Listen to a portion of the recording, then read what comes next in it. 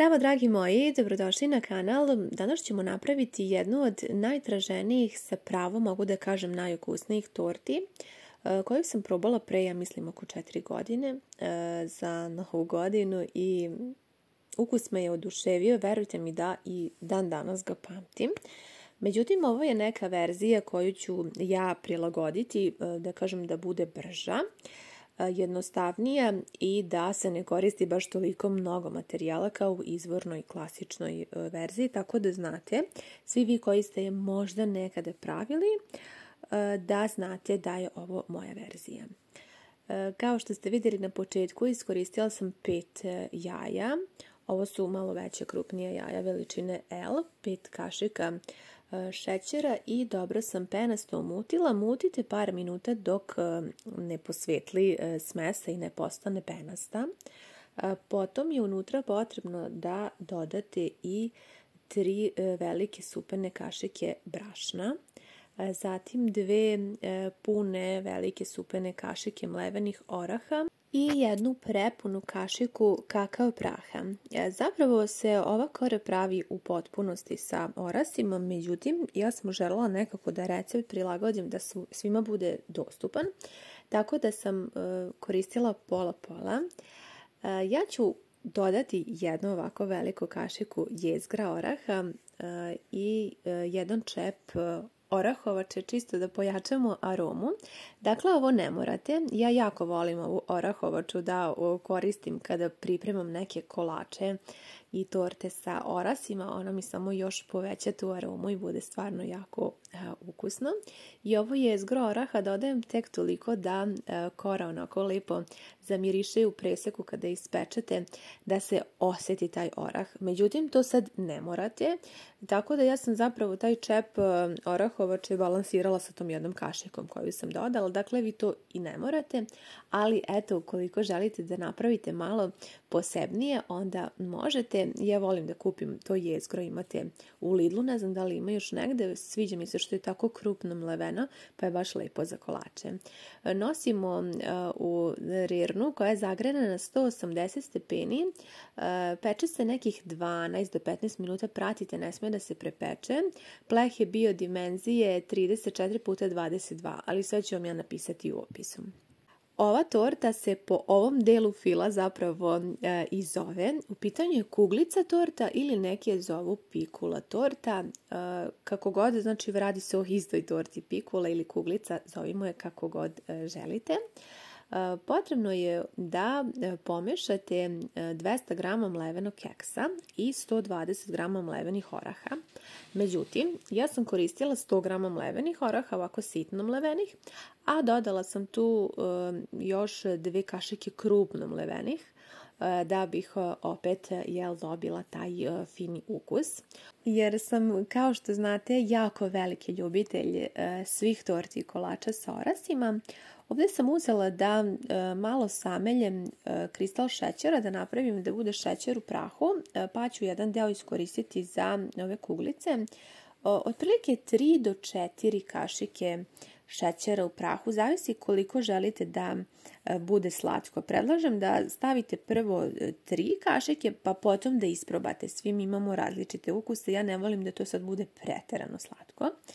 Unutra ćemo dodati još i 3 ovako pune supene kašike kakao praha, da one lepo budu čokoladne i sve ćemo lepo pomešati.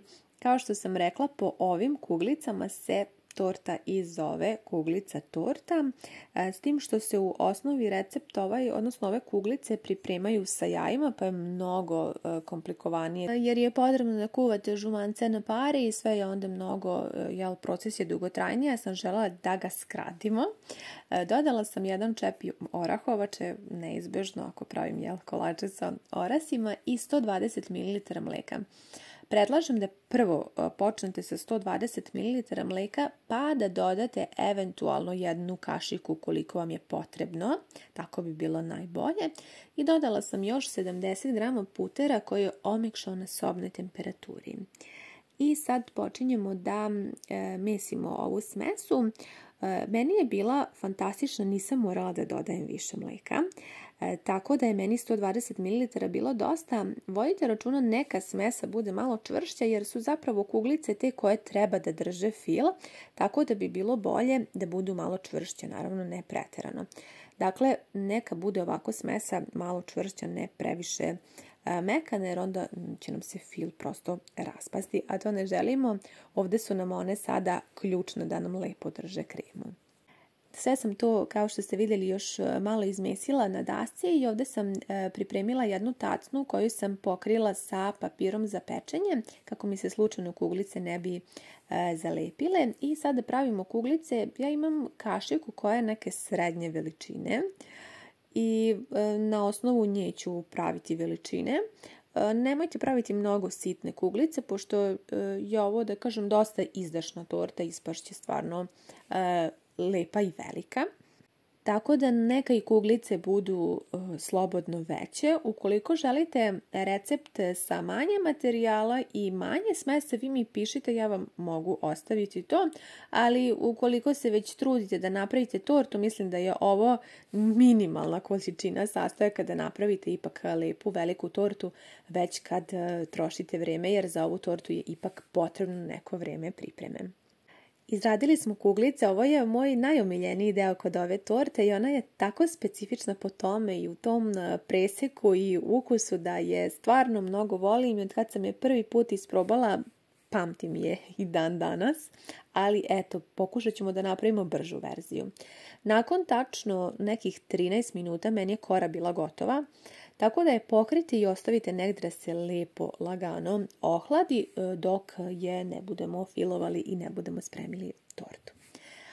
Odnela sam da se oko 750 ml mleka dobro zagreje, a potom nekih 100 ml ostavite, to je sasvim dovoljno da rastopite puding. 100 ml mleka, vanil šećer, jedna kesica, a potom i 3 pudinga od vanile. U svakoj ovoj kesici ima 40 grama. I to sad prvo izmešajte ovako da nema grudvice, da se puding lepo rastopi. Mislim da to već svi znamo, ali možda ima početnika, pa ja uvek volim i ovaj deo da snimim. Dodajte unutra i oko 6 kašika kristal šećera. Dakle, 6 kašika kristal šećera i 1 vanil šećer, mislim da je to sasvim dovoljno da ne bude pretjerano slatko. I sve zajedno izmešajte da se lepo rastopi šećer i puding sa mlekom, a taman nam se i mleko na šporetu za to vrijeme zagrejalo. Najprije mi je bila temperatura jako visoka, a potom sam je malčice smanjila kada dodajem puding. Dovoljno je da bude na srednjoj temperaturi da vam slučajno ne bi dole dno šerpe zagorelo. Ja uvek tako praktikujem, pa onda prvo izmešam utilicom da nema grudvica, pa špatulom da mi se ne zalepi dole puding i otprilike za nekih 3-4 minuta imate skuvan puding. Kada počne da vri, kada se ovako lepo zgusne, puding je gotov. Sasvim je bilo dovoljno 850 ml mleka za ovaj puding da bude lepo gusta krema, da ne bude retka jer je to sad jako bitno. Ja ću je prebaciti u drugu posudu da bi mi se što pre ohladilo i odnesite na hladno mesto ili u frižider da se dobro ohladi do upotrebe. Još će nam biti potrebno i 150 grama putera na sobnoj temperaturi koji ćete da ovako dobro sa mikserom umutite, zato je bitno da je na sobnoj temperaturi da vam bude lako da dobro i penasto umutite puter. Ostavite ga po strani. Ovdje sam pripremila tacnu koja je taman te veličine kao što je sada moja kora, koja se lepo ohladila, pa ću je preneti na tacnu i sad vam pokazujem kako je lepo vazdušasta i mekana. Sasvim je dovoljna da nam bude osnova. Inače se torta pravi tako što bude deblja kora pa se deli na 2 dela i onda zapravo imamo sloj kuglica i kreme između 2 kore, a ovo je sad da kažem malo brži način i neki da kažem moj recept, odnosno moj način ove kuglice torte. Kada se ohladila krema od pudinga, umutite zajedno i puter sa kremom od pudinga i preostaje nam da umutimo još i 200 ml slatke pavlake. Onaj puter i ova slatka pavlaka bit će sasvim dovoljno da lepo zgusnu našu kremu i da ona lepo bude čvrsta kada je sada budemo premazali. Dakle, u umućen puding sa puterom dodajete već umućenu slatku pavlaku. Ja sam ovdje snimak ubrzala, ali lagano mešajte da se lepo sve pomeša, a da krema ostane čvrsta. Kuglice kada sam napravila, stavila sam ih u frižider da se lepo stegnu nekih 30 minuta, odnosno do upotrebe. Vidite kako su se lepo stegnuli, tako lepo mirišu po orasima. Fantastično. Što se tiče također one kreme od pudinga, jako je važno da je dobro ohladite.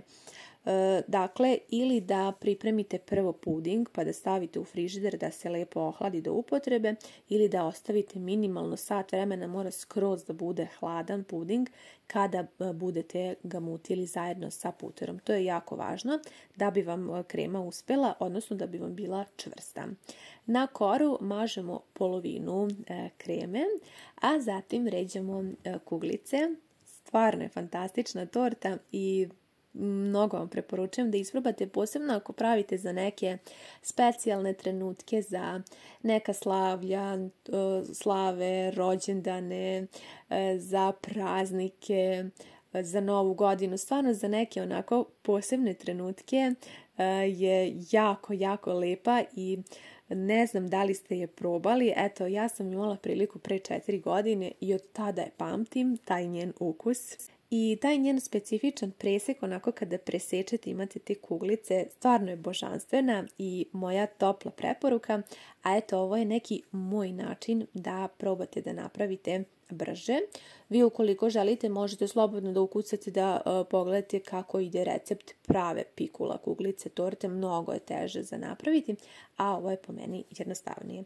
Drugi deo kreme ćemo da premažemo preko kuglica i za kraj možete da pospete, ja ću opet koristiti to jezgro oraha ili rendane čokolade ili nešto već po vašem ukusu. Još ću ovako i sa strane malo oraha da bude dekorativno, jer kao što već sam i rekla, obožavam orahe i torte sa njima. I evo, baš lepo izgleda, ali niko ne može da sluti koliko je ona i jako ukusna.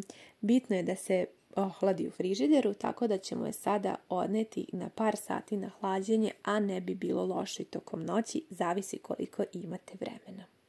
Ali barem nekoliko sati je sigurno morate držati u frižideru kako bi očvrsnula i kako bi se lepo stegnula. Ja ne mogu da vam opišem ukus ove torte i ne znam zašto mi je trebalo ovoliko vremena da je snimim, ali verovatno je bio sada pravi trenutak. Pogledajte vi taj presek. Ona je toliko specifična zato što je kao torta, a unutra je sitni kolač, a imamo biskvit, neverovatno nešto. Imamo sočnu, jako mekanu i sočnu koru od oraha, pa imamo ove kuglice i kremu. Prosto imate taj spoj ukusa koji vam treba. Da vas lepo zasladi, da vas zasiti, da uživate ukoliko ste ljubitelji mlevenih oraha. Mislim da je ova torta pun pogodak. Vrlo je specifična i po svom izgledu nekako jedinstvena i posebna, a ukus neverovatan. Kažem, imala sam priliku prvi put da je isprobam pre 4 godine i iskreno ne znam šta sam čekala do sada da je snimim. I drago mi je što sam ovako pojednostavila, tako da mislim da je ovaj recept i za početnike vrlo jednostavan i svako može napraviti. A ja nisam mogla da dočekam da mi isprobamo prvo parče. Ja rečima ne mogu da vam opišem ovaj ukus.